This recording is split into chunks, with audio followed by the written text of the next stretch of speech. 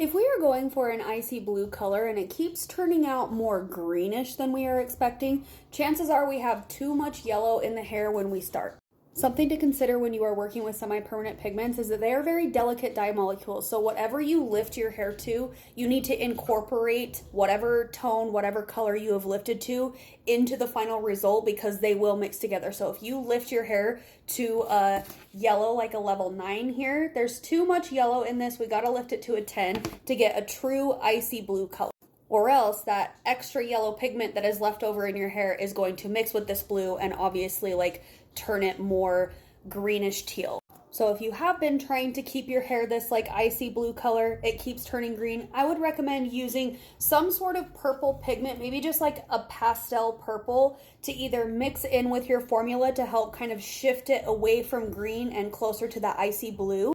Or you can pre-tone this yellow with a little bit of a blue-violet color to kind of neutralize the tone a little bit and cover up the yellow to go icy blue.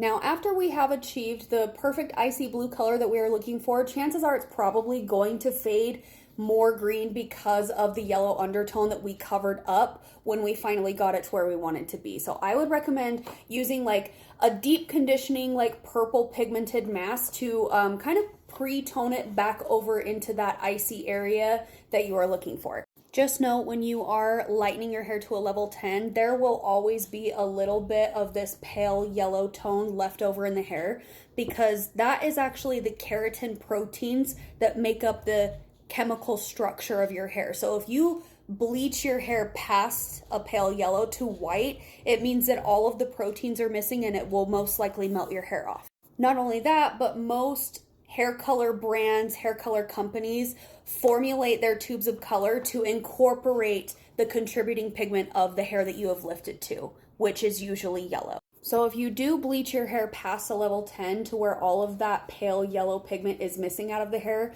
no matter what color you put on over the top of it, the result is going to end up very unpredictably than what you are expecting.